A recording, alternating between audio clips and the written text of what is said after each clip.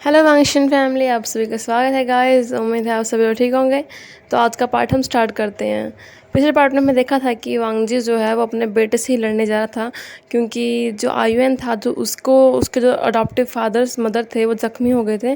तो उनको बचाने के लिए वो अपने फॉर्म में आया था, मतलब कि हाफ डीमन और हाफ फेरी के रूप में आया था। उसके पंख निकल आते, सींग निकल आते हैं और वो हमला करता है वांगजी के ऊपर।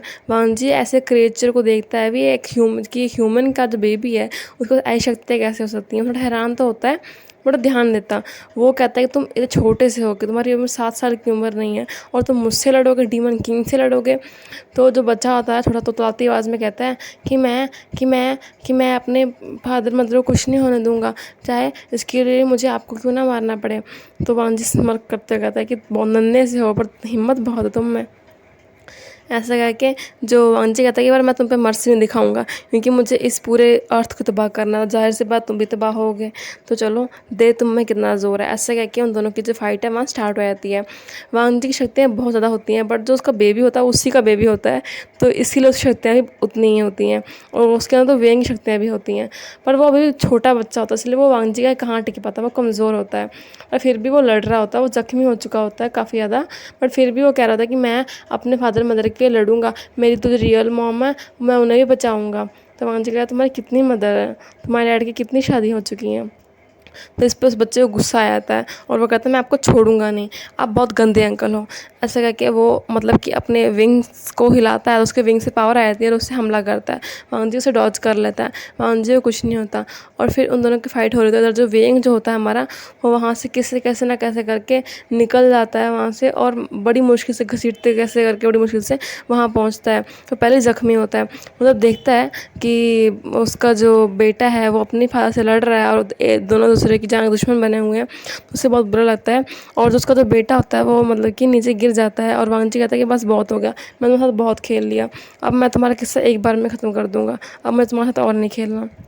ऐसा करके वो अपनी शक्तियों का मतलब कि पूरी शक्तियाँ लेता है उस पर हमला करने के। उधर जो उसका वेंग, जो वांगजी वेंग का बेबी होता है आयुएन, वो भी अपनी शक्तियों को उठाता है जिन शक्तियों के साथ बची थी, और वो भी अटैक करता है। तो मतलब कि वो जो दोनों की शक्तियाँ होती हैं वो लगने वाले होते हैं दूसरे को, पर तभी जो वेंग होता है उन दोनों के बीच में आ जाता है, और वो दोनों जो शक्तियों की जो अटैक होता है वो वेंग को लग जाता है, और वेंग होता है बहुत ज़्यादा इंजर्ड हो जाता है, और वो चिल्लाता है वांगजी ऐसे करके, वो धरती पर गिर जाता है। तो वांगजी आके उसको कैच कर लेता है गिरने से पहले ही, और जो नन्हा सा आयुएन होता है वो भी पैनिक होकर उड़ता हुआ जाता है और कहता है मम्मा मम्मा मम्मा ऐसे करते हुए जाता है उधर। और देखते हैं जो वेंग होता है वांगजी के गोद में होता है, और उसके माउथ से बहुत सारा ब्लड निकल रहा होता है, और वो बहुत ज़्यादा जख्मी हो चुका होता है। उसकी आइज़ टीयरी हो गई होती हैं, और वांगजी उसको पकड़ा होता है, और वांगजी की आंखों में आंसू आया तो कहता है वेंग तुमने बीच में क्यों आया, तुमने ऐसा क्यों किया। तभी जो बेबी होता है आयुएन वो आता है और आके वो अपनी मम्मा को हक कर लेता है, कहता है कि मम्मा आप ठीक तो है मम्मा। जब वांगजी उसके मुँह से मम्मा वर्ड सुनता है तो वेंग की तरफ देखता है, कहता है कि मम्मा। तो वेंग कहता है कि हाँ वांगजी, ये हमारा बेटा है, इसका नाम आयुएन है, वही नाम जो तुमने मुझे बोला था, ये हमारा बेटा है, ये बिल्कुल सही सलामत ज़िंदा है।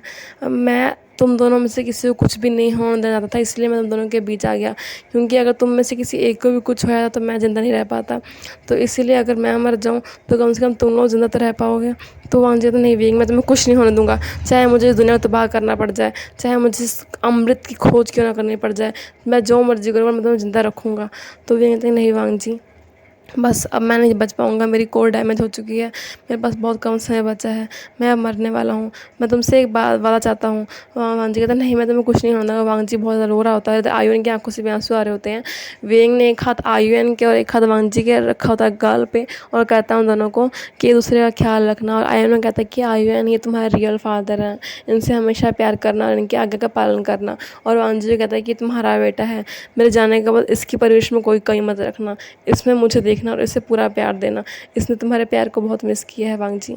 ऐसा कह रहा होता है, उसकी आंखों से आंसू निकल रहे होते हैं, और फिर वो उसकी आंखें बंद हो रही होती हैं। तो वांगजी कहता है नहीं वेंग नहीं, और फिर वो कहता है वांगजी से आई लव यू वांगजी, मैंने तुमसे हमेशा प्यार किया है, मैंने तुमसे कभी नफरत नहीं किया, मैंने आज तक जो कुछ भी किया सिर्फ और सिर्फ तुम्हें आयुन को प्रोटेक्ट करने के लिए किया है, और मुझे इस बात का कभी गिल्ट नहीं हुआ है कि मैंने तुमसे प्यार किया है। तुम मेरे पहले और आखिरी प्यार हो और रहोगे, मैं जितनी मर्जी बार जन्म लूँ पर मैं हमेशा तुमसे ही प्यार करूँगा, और अगर मैंने कभी तुमसे प्यार नहीं किया तो वो वेंग नहीं है। ऐसा कह के उसे आई लव यू कहता है और उसके फोrehead पे किस करता है और आयुन के भी, और तभी उसकी आंखें बंद हो जाती हैं और वो मर जाता है। वेंग की बॉडी पे कोई भी हलचल नहीं होती देख के वांजी बहुत घबरा जाता है, वो रोने लग जाता है, वो चिल्लाता है, वो बहुत गुस्से में आया तो उसके डीमंस के जो सींग होते हैं बहुत तीखे निकल आते हैं। वो कहते हैं कि मैं इस पूरी दुनिया को तबाह कर दूंगा, अगर मेरा वेग नहीं रहा है तो कोई नहीं रहेगा। ऐसा कहते हैं वेग को उसने पकड़ा होता है गोदी में, आयन उसके पीछे पीछे होता है और उन शक्तियों का इस्तेमाल कर रहा होता है तबाह करने के लिए। कि तभी जो वांगजी वेंग का जो कज़न होता है वहाँ पे उसको रोकता है, कहता है कि रुक जाओ डीमन किंग, ये सभी धरती तबाह हो जाएंगे, तूने पहले ही हमारी हेवन प्रिंस, हेवन की क्वीन सबको तबाह कर दिया है, अब तुम इस अर्थ को तबाह कर दो तो बैलेंस पूरा बिगड़ जाएगा, पूरी दुनिया अंधेरे में हो जाएगी। तो वांजी कहता है कि मेरी जो दुनिया अंधेरे में हुई है उसका क्या, मैंने अपना वेंग खोया है, वेंग मेरे बाहों में है, बेजान है, मैं क्या करूं, अब मैं ऐसे नहीं बचा पाया तो कोई ज़िंदा नहीं रहेगा इस दुनिया में, अब किसी को जीने का हक नहीं है। तो वो उसका कज़न कहता है तुम पागल हो गए हो, वेंग को कुछ नहीं होगा, वो अगर उससे कुछ हुआ भी है तो वापस आएगा वो। वांजी कहता है कि मतलब, तो वो कहता है कि वेंग एक हेवन का प्रिंस है और हेवन के लोगों की सोल कभी तबाह नहीं होती जब तक कि उन्हें खुद उनकी सोल को पकड़ तबाह ना किया जाए। जैसे कि तुम महारानी की सोल को तुम्हें तबाह किया था, तो याद करो अभी वेंग की बॉडी मरी है पर उसकी सोल ज़िंदा है, उसकी सोल दोबारा जन्म लेगी, तुम्हें उसके लिए कुछ प्रोसेस करना होगा। तो वो कहता है क्या करना होगा मुझे, तो उसका कज़न कहता है मैं तुम्हें बताता हूँ। तो वो आता है और उसके पास एक फैदर होता है, उस फैदर को निकालता है और उस फैदर के ऊपर मंत्र पढ़ता है और पढ़ के वेंग की बॉडी पे घुमाता है फैदर को, और घुमाते ही जो वेंग की जो बॉडी होती है वो गायब हो जाती है और उसके अंदर से एक रोशनी निकलती है, जो रोशनी लोटस की शेप में होती है, और लोटस की शेप के जो फूल होता है ऐसे बिखरता है, उसकी पंखुड़ियाँ निकलती हैं और वो अलग अलग डायरेक्शंस में खो जाती हैं। तो वांग कहता है कहाँ गया रहा वेंग, वेंग को क्या हुआ, वेंग कहाँ गया, मेरे बाहों में था। तो वो कहता है रिलैक्स हो जाओ डीमन किंग, वेंग का दोबारा बर्थ होने के लिए वो जा चुका है, मैंने उसकी सोल को फ्री कर दिया उसकी बॉडी से, अब उसका दोबारा जन्म होगा। तो वांग कहता है कहाँ जन्म होगा उसका मुझे बताओ। तो ये कहता है ये बात तो मुझे भी नहीं पता क्योंकि उसकी सोल ने हमें कोई डायरेक्शन नहीं दिया है, वैसे लोगों की सोल डायरेक्शन दिया करती है बट वेंग की सोल ने कोई डायरेक्शन नहीं दिया है, इस शायद उसकी कोर बहुत ज़्यादा कमज़ोर हो गई होगी, इसलिए हमें नहीं पता कि वो हेवन में जन्म लेगा, डीमन वर्ल्ड में जन्म लेगा कि अर्थ पर जन्म लेगा। तो इसलिए तुम किसी भी वर्ल्ड को तबाह मत करो, वेंग कहीं भी किसी भी रूप में जन्म ले सकता है पर वो होगा तुम्हारा वेंग ही। तो वांजी कहता है कि तुम सच कह रहे हो, कहता है कि हाँ। ऐसे करके वो जो उस फैदर होता है वो वांजी को देता है, कहता है कि ये जो फैदर है ये तुम्हें उससे मिलाएगा, इसे अपने पास रखना। ऐसा करके वो कहता है कि अब मुझे जाना होगा हेवन में, जब वेंग के आने तक मुझे हेवन की कुछ ड्यूटीज़ को निभाना होगा। ऐसा करके वो चला जाता है और वांगजी उस फैदर को पकड़ लेता है और आयुन की तरफ देखता है तो नन्हा सा आयुन होता है, रो रहा होता है, तो वांगजी नन्हे से आयुन को ही पकड़ता है। कि तभी शिचेन जो और वेंचिंग होते हैं वो उठते हैं और उससे कहते हैं कि हाँ प्लीज़ तुम उनकी बात को मान जाओ और तो कुछ मत करो। तो जो नन्हा सा आयुन होता है वो कहता है डैडी कुछ मत करना। तो वो वांग कहता है मैं कुछ नहीं करूँगा किसी को भी। ऐसा करके वो आयुन को लेके वहाँ जाने लगता है। तो जो आशिशैन और वेंचिंग होते हैं उसको देख रहे होते हैं, तो आयुन जो होता है अपना हाथ छुड़ा देता है वांग जी के पास से और उन लोगों के पास चला जाता है।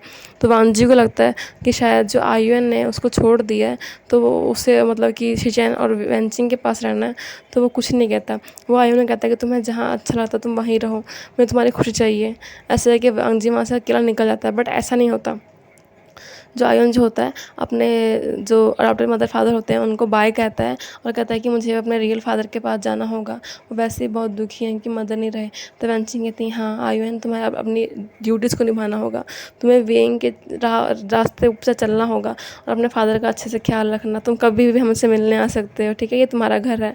वो उसे कहते हैं तो आयुन कहता है जी मदर। ऐसा कि वह 7 साल का नन्हा सा आयुन होता है इतनी बड़ी बात करता है और उन्हें हक करके वहाँ से वो भी अपनी शक्तियों का इस्तेमाल करके गायब हो जाता है। मतलब जो वांजी होता है वो अपने डीमन पैलेस में आ चुका होता है, बिल्कुल अकेला होता है, उसने अपने रूम की बुरी हालत कर रखी होती है।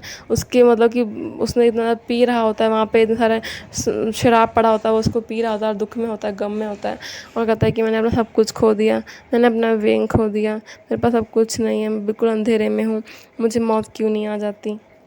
वैसे कह रहा होता है और कहता पता नहीं मैं कब तक इंतज़ार करूँगा वेंग तुम्हारे बिना मैंने पहले ही ये 7 साल गुजारे थे और अब फिर मैं ना जाने कितने साल गुजारूँगा। मुझे लगता है कि मेरी किस्मत में तुम कभी थे ही नहीं, पता नहीं मेरे साथ ऐसा क्यों होता है, मेरी किस्मत में कभी खुशी नहीं है, मुझे कभी नहीं माँ बाप का प्यार नहीं मिल पाया, अब मुझे तुम नहीं मिल पा रहे हो, मुझे मेरे बच्चे का प्यार नहीं मिल पाया, मैं क्या ही करूँ। ऐसा दुखी होता है कि तभी जो नन्हा सा आयुन होता है वो अपने ह्यूमन फॉर्म में आता है और वहाँ पे नन्हे नन्हे कदमों चलता हुआ आता है। और उसने जो वेंग ने उसको जो फॉरेट रिबन दिया होता है आयुन लिखा हुआ, जो वांग जी ने उसको दिया था, वो उसने उसको पहना होता है और डीमन वर्ल्ड के कपड़े पहने होते हैं। और वहाँ पर नन्हा सा आयुन आ कहता है बाबा बाबा बाबा, आप कहाँ हो। ऐसे ही वांग जी ये वर्ड सुनता है बाबा, वो देखता है कि इतना नन्हा सा आयुन होता है और उसकी तरफ देखता है कि उसने वही फॉरेट रिबन पहना है जो एक टाइम पे उसने खुद वेंग को दिया था। तो उसकी जो आंखें होती हैं वो आंसू से भर जाती हैं उस मेमोरी को याद करके कि उस टाइम वांग जी कितना खुश था। तब उसने जब उसे पता लगा था कि वेंग जो है प्रेग्नेंट है, उसने खुद वेंग के हाथ में टमी पे हाथ रखा था और उस समय सोच रहा था कि उसका नाम आयुन रखेगा वो। ऐसा कहता है, वो खड़ता है और कहता है आयुन तुम।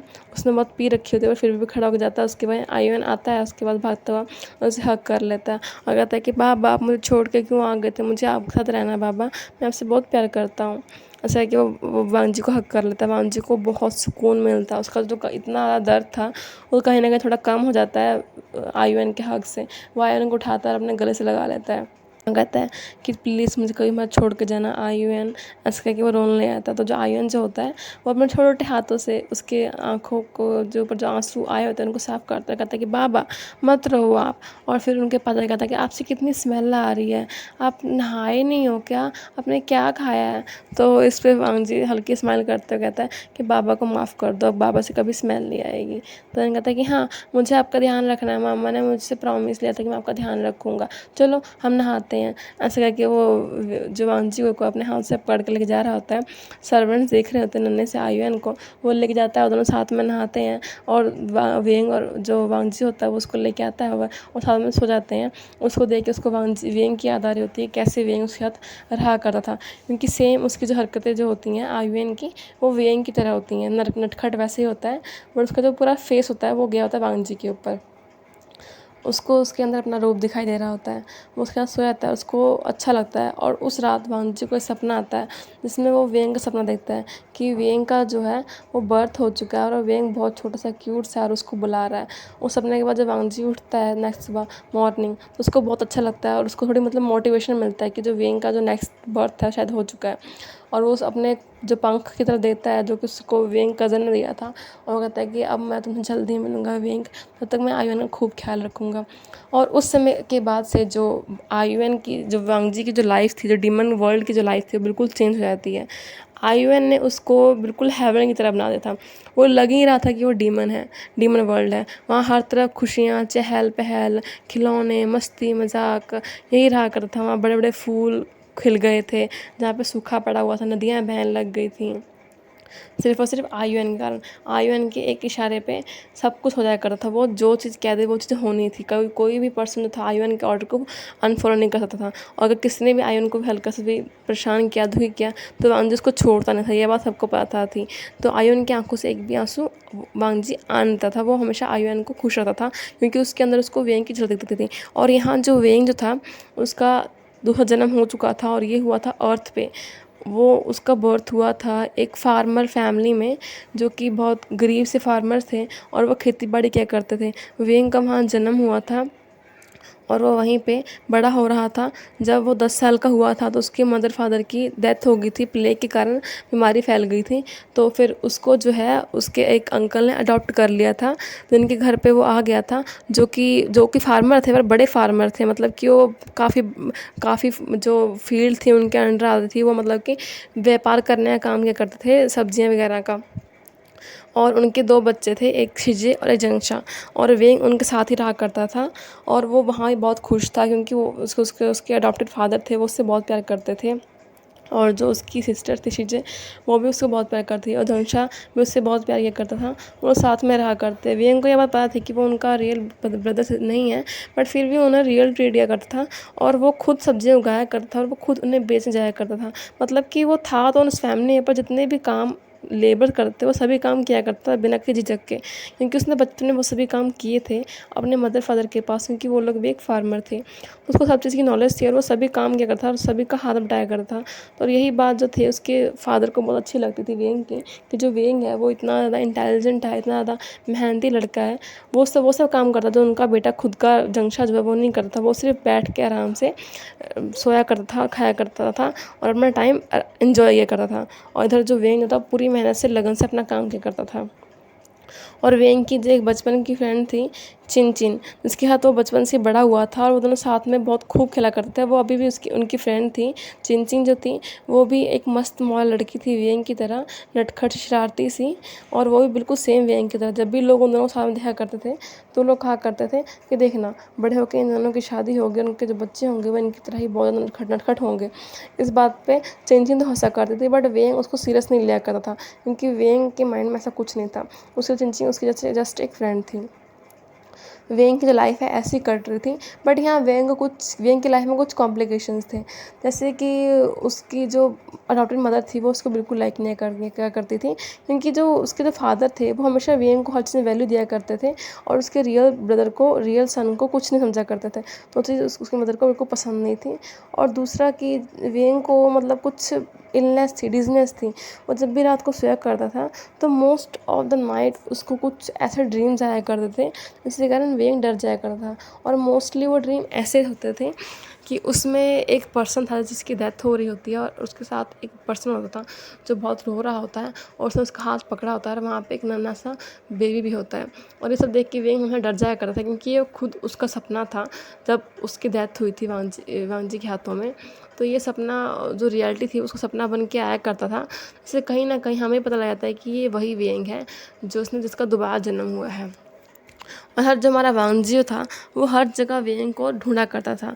उसने हेवन्स में कितनी बार जाके छानबीन की, डीमन वर्ल्ड्स में हर जगह उसने देखा वेंग को, बट उसको अब तक वेंग कहीं नहीं मिल पाया। उसने उस फैदर को जो है अपने ड्रेस में लगवा लिया था ताकि कहीं भी वो जाए तो उसको पता लग जाए। उसने उसका एक तरीके से मतलब कि गले में ब्रेसलेट टाइप का बनवा के छुपा रखा था कि अगर कहीं भी उसको वेंग की सॉल मिले तो उसको डिटेक्ट करके वो उसके पास पहुंच सके। पर आज तक इन 7 सालों में ऐसा कभी नहीं हुआ था कि उसको उसकी सॉल मिले और उसको पता चले। ऐसी टाइम बीतते बीतते काफ़ी मतलब 10 साल का समय निकल जाता है और जो वेंज होता है वो भी बड़ा हो चुका होता है। वो भी उससे काफ़ी एज हो चुकी होती है, वो भी 18 का हो चुका होता है। और उसकी चीज़ें होती हैं वो भी उनसे बड़ी होती हैं। जनशर काफ़ी बड़ा हो चुका होता है। और इधर जो वांगजी को अभी तक वेंग का आता पता कुछ नहीं चला था, क्योंकि उसने आज सिर्फ और सिर्फ डीमन वर्ल्ड में छान की थी और हेवंस में। वो कभी वो अर्थ पे गया ही नहीं, क्योंकि उसको ऐसा था कि जो वेंग का जो बर्थ है वो कभी भी अर्थ पे नहीं हो सकता, क्योंकि वो एक हेवनली फेरी थी। तो हेवनली जो फेरीज़ होती हैं वो ज़रूरी इतनी पावरफुल होती है, तो उनका बर्थ अर्थ पे कैसे हो सकता है, क्योंकि अर्थ पे सिर्फ नॉर्मल ह्यूमन बींग्स रहा करते थे। उसको ये था। और इधर सिचैन और वेंचिंग ने यहाँ पर शादी कर ली होती हैं और उन्हें घर में एक डॉटर हो चुकी होती है इस टाइम तक। और जो आयुन था वो भी बड़ा हो चुका होता है। अब वो भी काफ़ी बड़ा हो चुका होता है और वो भी 15 साल का हो चुका होता है। और वो मतलब कि वांगजी से बहुत प्यार करता था और उसको सारी मार्शल आर्ट टेक्निक सब कुछ आ चुकी होती हैं और वो बहुत स्ट्रॉन्ग बन चुका होता है। उसके अंदर बहुत सारी पावर्स होती हैं, बट फिर भी वो अर्थ पे जाया करता था अपनी जो अपनी मदर फादर से मिलने के लिए और अपनी छोटे सिस्टर से मिलने के लिए। और इधर वांगजी का भी खूब ख्याल रखता था। वो उसके खाने पीने सोने हर चीज़ का ध्यान रखता था, क्योंकि वांगजी जो है अपने किसी चीज़ का ध्यान नहीं रखा करता था। वो बस अपने आप को काम में बिजी रखता था। एक वो टाइम देता था आयुन को और एक टाइम होता था उसके वर्क को। तो जो आयुन था उसकी हर चीज़ का ध्यान रखा करता था सुबह से लेकर शाम तक, और वो अपने काम के साथ साथ, और इवन कि वो वांगजी का हाथ बढ़ाया करता था। तो इधर क्या होता है कि इधर अर्थ पे एक फेस्टिवल तैयारी चल रही होती है वेंग के गांव में। जो फेस्टिवल होता है डीमन फेस्टिवल, मतलब कि इस दिन वो लोग डीमन किंग को ऑफरिंग देते हैं और उनका मानना है कि डीमन किंग इस दिन रियलिटी में अर्थ पे आता है और उनके ऑफरिंग्स को लेता है। और ये इसलिए बनाया जाता है क्योंकि आज से मतलब करीब 10-15 साल पहले एक बार डीमन किंग ने अर्थ पे हमला किया था। तो उस टाइम वो अर्थ तबाह करने ही वाला था कि जो उसकी खुद की वाइफ ने अपना सेक्रीफाइस दे दिया था, जिसके कारण अर्थ बच गया था। और उस समय के बाद जितने भी ह्यूमंस हैं वो डीमन किंग को मतलब कि एज ए ऑफरिंग दिया करते ताकि जो उसका गुस्सा है शांत रहे और वो फिर कभी अर्थ पे हमला ना कर सके। वो उसको मतलब कि अच्छी मिठाइयाँ बना के चढ़ाया करते थे, जैसे कि ताकि उसका जो गुस्सा कोई भड़के ना। ये सब बात वेंग को पता लगती है कि अच्छा ऐसा फेस्टिवल भी है। और इस फेस्टिवल में मतलब कि बहुत बड़ा मेला वगैरह सब कुछ लगा करता था, मतलब बहुत दूर से लोग आया करते थे इस फेस्टिवल देखने के लिए। तो आज जो था उनका फेस्टिवल था, तो वेंग, जंगशा और एयानली और वेंग की जो फ्रेंड है वो लोग अच्छे तैयार होते हैं बिल्कुल, और तैयार होकर वो इस मेले में निकल जाते हैं, इसको अच्छे से घूमने के लिए, एक्सप्लोर करने के लिए, खाने पीने के लिए। और सर जो वांगजी होता है वो अपने डीमन पैलेस में होता है, तो तभी उसके पास आयुएन आता है और वो आके उन्हें कहता है कि आपको जाना चाहिए अर्थ पे, वो अर्थ से होके आ रहा है, वहाँ बहुत ज़्यादा तैयारियाँ चल रही हैं और उनको ऐसा मानना है कि आप आओगे, तो आपको उन लोगों का विश्वास नहीं तोड़ना चाहिए। वांगजी था उस एक्सीडेंट के बाद से वो कभी अर्थ नहीं गया था, क्योंकि उसको हमेशा अर्थ पे जाके वेंग की जो मेमोरीज फ्लैश हुआ करती थी। बट आज वो आयुन के कहने पे वो सोचता है कि उसको शायद जाना चाहिए। अगर आयुन उसको कह रहा है तो उसको मतलब कि उसकी बात माननी चाहिए। तो जो वांगजी होता है वो तैयार श्यार होता है, अपना रूप बदलता है डीमन किंग से एक मतलब कि ऑर्डिनरी सा ह्यूमन बन जाता है, और वो बन के वो अर्थ पे पहुंच जाता है। और वो उस जो फेस्टिवल होता है डीमन फेस्टिवल, उसमें घूम रहा होता है, देख रहा होता है कि जगह जगह डीमन किंग के पोर्ट्रेट्स ऐसे बिक रहे होते हैं जो कि बिल्कुल डिफरेंट ही होते हैं। वांगजी होता है वो उसकी शक्ल कितनी हैंडसम की डिफरेंट होती है, बट जो डीमन किंग का उन्होंने पोर्ट्रेट बनाया होता है बहुत अगली से, अजीब से, उबड़ खाबड़ से बनाए होते हैं। ये देख के वांगजी को हंसी आ जाती है कि जो अर्थ के जो ह्यूमन है वो डीमंस के बारे में क्या सोचते हैं, कि वो कैसे दिखते हैं, और वैसे एक्सप्लोर कर रहा होता है। और इधर जो इसी जो फेस्टिवल में जो वेंग होता है वो भी रंशा के साथ होता है, और रंशा और वेंग की मतलब कि एक टॉय को लेके लड़ाई हो जाती है, जो कि रैबिट का टॉय होता है, कैनी टाइप कुछ खाने वाला टॉय होता है। तो इसको रंशा लेके भाग जाता है, तो वेंग होता है उसके पीछे पीछे भाग रहा होता है, क्या होता है कि तुमने अपना खा लिया, ये मेरा है, मुझे वापस करो रंशा, मुझे वापस करो। ऐसा है कि वो चिल्ला रहा होता है उसके पीछे पीछे और भाग रहा था, और वांगजी वहीं पे आगे होता है। दंशा तो वहाँ से निकल जाता है, बट जो वेंग होता है वो जाके धड़ाम से वांगजी के ऊपर बचता है और दोनों गिर जाते हैं। और जो वेंग वांगजी की नज़र आती है वांगजी के वेंग के ऊपर, तो उसकी आँखें खुली खुली रह जाती हैं, क्योंकि ये और कोई नहीं वेंग ही होता है। तो इस पार्ट को एंड करते हैं गाइस। नेक्स्ट पार्ट में देखेंगे कि क्या वो रियल में वेंग है, और अगर वेंग है तो वो वांगजी को देख कैसे रिएक्ट करता है, या फिर वांगजी उसको देख कैसे रिएक्ट करता है। उम्मीद है आपको वीडियो अच्छी लगी। Thank you so much. आप चैनल पर न्यू सब्सक्राइब कर लीजिए, वीडियो को लाइक कर लीजिए और ढेर सारे कमेंट्स कीजिए।